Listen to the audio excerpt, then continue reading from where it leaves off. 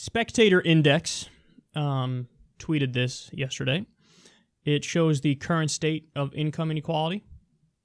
Total wealth of Forbes 400 list in 1982 was $93 billion. In 2016, $2,400 billion.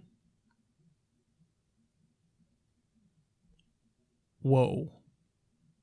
And all right, so secular talk Kyle Kulinski is going to talk about wealth inequality as if it's a bad thing. I would like to point out that wealth inequality, qua wealth inequality, is not bad so long as people are earning their money honestly through work, free trade, and voluntary exchange. If someone invents the flying car and sells it to 10 million happy customers at $50,000 a car, the inventor and his business are entitled to every last penny. So Kyle Kulinski's premise is flawed to begin with, and you always got to remember to check your premises.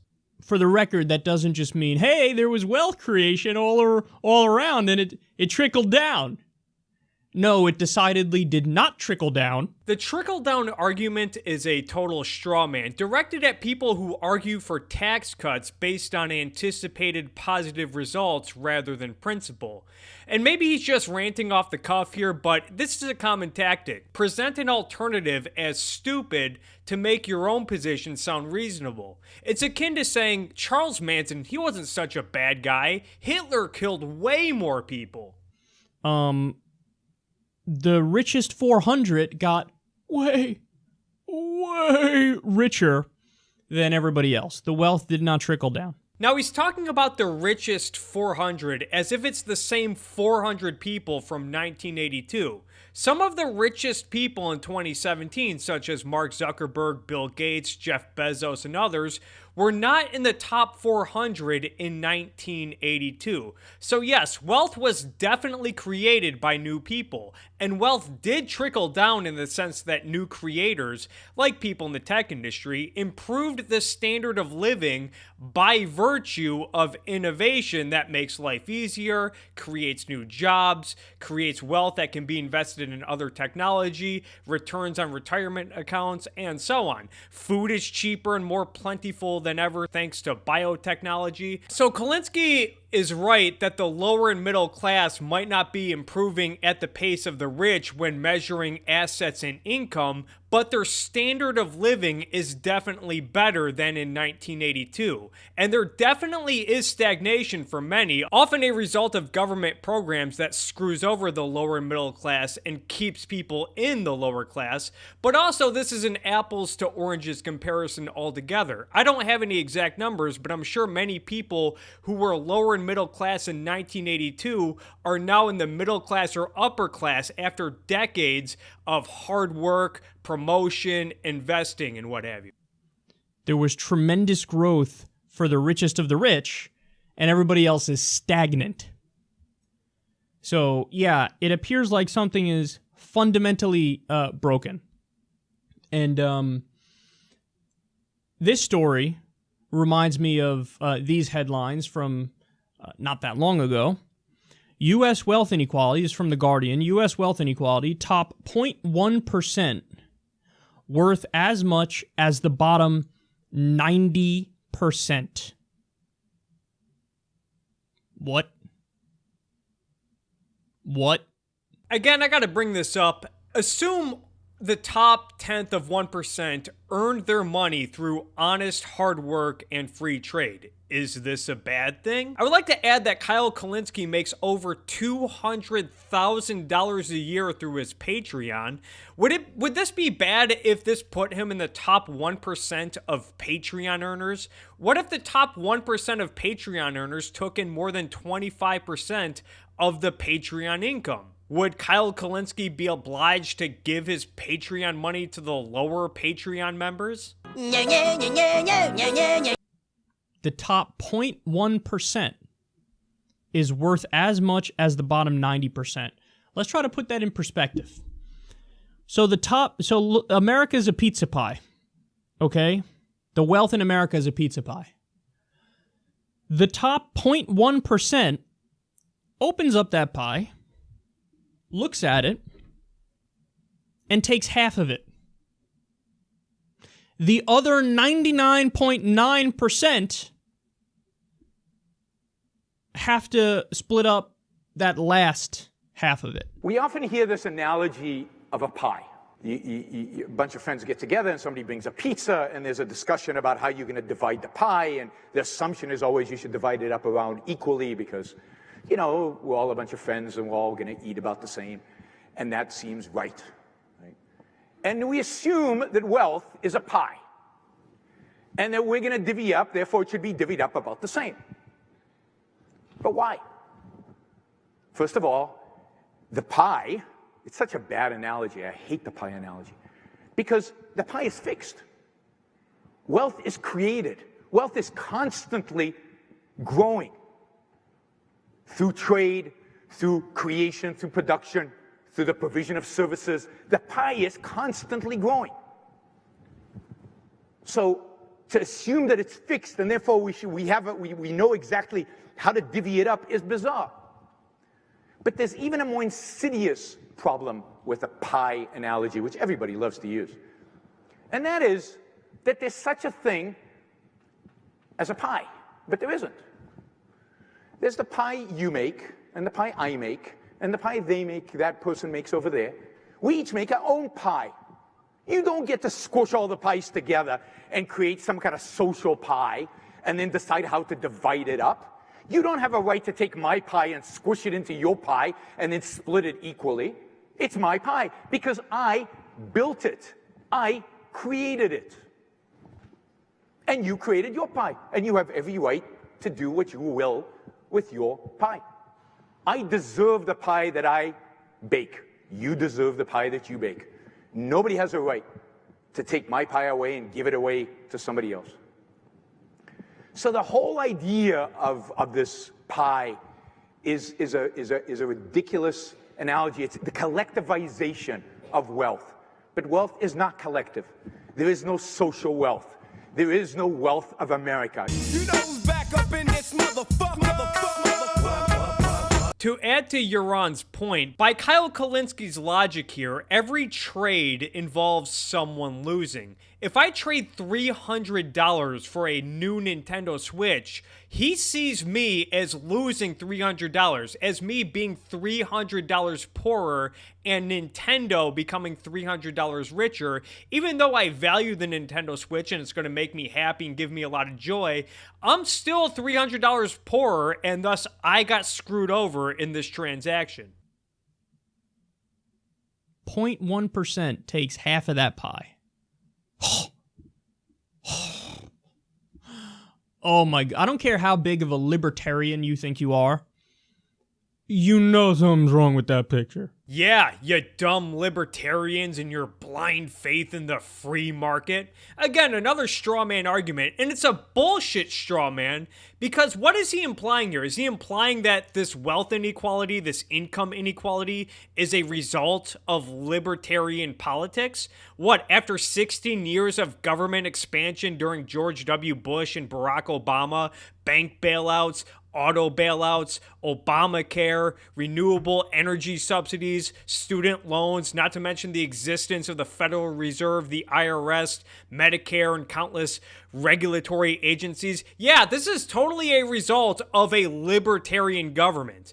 By the way, the story he references talks about how much the bottom 90% has been losing assets and is crippled by debt. I wonder if any of these figures have anything to do with the artificial housing bubble that was created and encouraged by government, or the student loan bubble that was encouraged by government. Just a thought. It doesn't take a fucking genius to figure out something's wrong there. And by the way, something's unsustainable there. That's a point people don't make often, is that, so if you look at right before the Great Depression, so in the late 1920s, what happened was the top 1% was pulling in about 24% of the nation's income. Yes, and there were no shortage of egalitarian-minded people complaining in the 20s either. Huey Long was a vocal critic of wealth inequality. Even prior to that, there was William Jennings Bryan and Eugene Debs during the Gilded Age. Who's to determine how much the 1% is allowed to own and earn, by the way? What exactly is the ideal percentage? Is 10% too much? What about 5%? If you believe that people have a right to life, liberty, property, and the pursuit of happiness, then suggesting any form of wealth seizure is anti-American because you're putting a limit on people's happiness while stealing from them. So 1% making about a quarter of all the income. Okay, that was so out of whack that what happened? It's one of the many reasons we had the Great Depression. Wrong. Basically, the way it works is when society doesn't have the ability to buy the goods that the so-called captains of industry are producing, the whole game stops. And the reason why people did not have money or jobs during the Great Depression was because of failed Federal Reserve policies and other regulations that caused the market to crash, and high tariffs like Smoot-Hawley made things a hell of a lot worse by creating a trade war.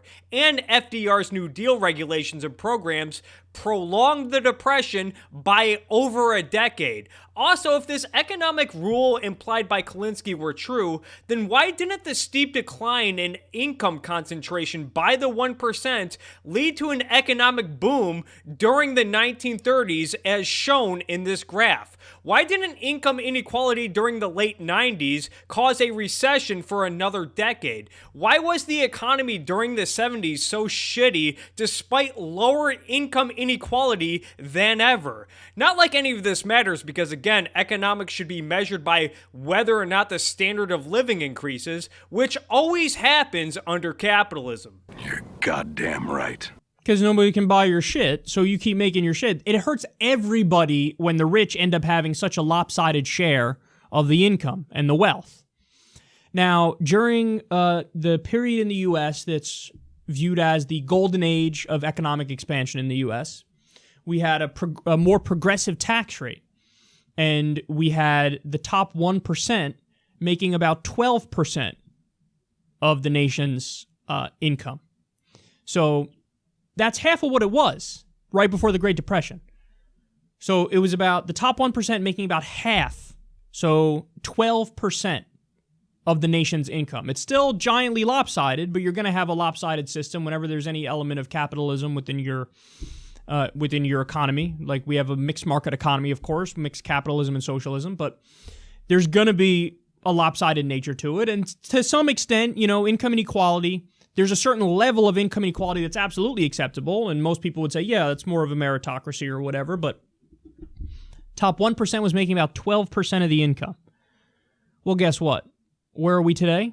The top 1% is making 24% of the income again. Oh, boy. Oh, boy. And so you have the top 0.1% has as much wealth as the bottom 90%. Again, unsustainable. There's going to be a gigantic crash coming at some point. Yes, and if there's going to be a gigantic crash, since you just admitted that we have a mixed economy, I guess you won't be able to blame the crash on unfettered capitalism. In a good year, when things are good, when the economy is booming, you will read that the Federal Reserve, by its wise policy, by its efficacious management of money, has produced this fine situation. However, let things get bad, and all of a sudden the tone of the annual report is different. Then you discover that despite the best efforts of the Federal Reserve, outside forces combine to produce difficulties. He also cites shrinking income inequality and progressive tax rates for creating the post-war boom, which is dishonest for a variety of reasons. ignores the fact that America was the only economy on the planet while the rest of the world literally had to rebuild itself, while countries in Asia were embracing market economies for the first time, which meant new trading partners. Not to mention, economists assert that the economy rose the fastest during the Gilded Age, a period with high income inequality and no federal income tax. But there's a lot to say here, and I don't want to spend all day on this point. He also keeps jumping from income inequality to wealth inequality, which are two different things. Someone who makes $500,000 a year may be in the top 1% of income earners, but if they live paycheck to paycheck and have a lot of debt, then they might not possess that much wealth. Whereas someone who's retired might have over $1 million in assets in retirement accounts, property, and other assets, but might not be in the top 1% of income earners. So the income earners and the wealth possessors might not always be one and the same, although there is probably a lot of overlap there. And then this last fact I'll give you, we discussed this recently. The world's 8 richest people, so this is the world now, the world's 8 richest people have the same wealth as the poorest 50%. So again, imagine a pizza pie, and then imagine 8 people in the world open that pizza pie. 8 people take half. How many people are there in the world? 7 billion, about? 8 billion? I don't even know the exact number. We're just going to go with 7 billion. We'll go with 7.5 billion. How about that? So 8 people take half the pizza pie. The remaining half is there for about 7.5 billion people.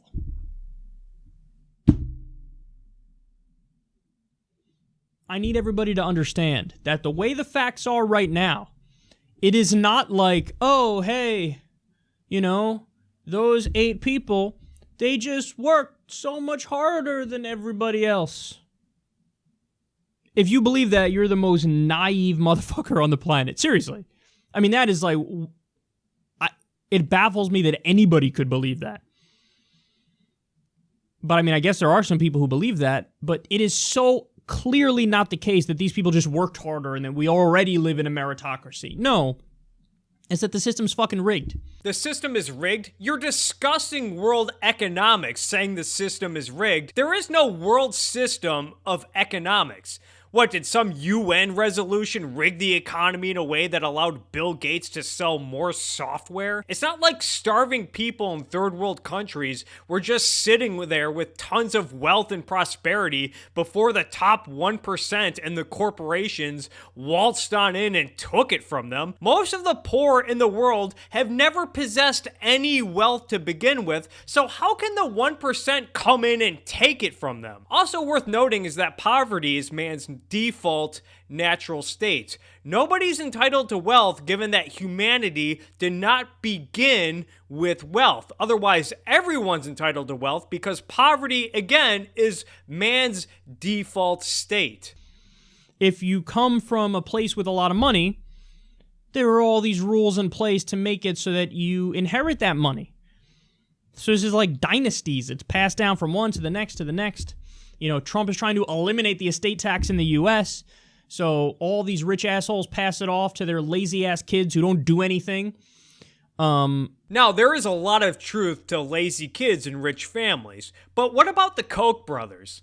Turned a $14 million business into a $100 billion empire. Koch Industries is now worth 7,000 times as much as it was when Charles and David inherited the company and inherited the wealth. And yes, there are family dynasties like the Fords, the Waltons, the Kochs, the Rockefellers that continue to grow their wealth. And that's a good thing. Now, if these families are using their money to rig the system and buy political favors, which does happen, that should be condemned to hell, and I agree with you. So let's take away their power over the economy by getting government out of the economy. And since Kalinske seems to frown upon inheritance, the market system has, in fact, encouraged people and enabled people to work hard and sacrifice in what I must confess I often regard as an irrational way. for the benefit of their children. One of the most curious things to me in observation is that almost all people value the utility which their children will get from consumption higher than they value their own. Here are parents who have every reason to expect that their children will have a higher income than they ever had. And they scrimp and save in order to be able to leave something for their children. I think you are sort of like a bull in a china shop if you talk about the 100% inheritance tax having no incentive effects. It would destroy a continuing society. It would destroy a society. You know who's back up in this motherfucker. And forget the fact that there's tax havens all over the place. Tax havens for billionaires and corporations where they're dodging taxes in their own respective countries. And you're creating this giant stratification. You're creating a ruling class, an elite class, and everybody else. The ruling class? To put things in perspective, the top 1% in America consists of 3 million people. The top 10th of 1% consists of 300,000 people. What, are all these people in on this conspiracy to rule the world? Are they secretly organizing underground like the Legion of Doom from the Super Friends, plotting ways to steal money from the world's bottom 50%, most of whom already don't have any wealth to steal in the first place? And people will only take so much of it, man. If you don't set up reasonably fair systems, it's not like everybody's out there marching saying, we demand exact equal pay with everybody else. Nobody's calling for full divvying up of the pay across the board in a totally equal way for everybody on Earth. Nobody's doing that. Nobody is calling for 100% equal. Well, I beg to differ.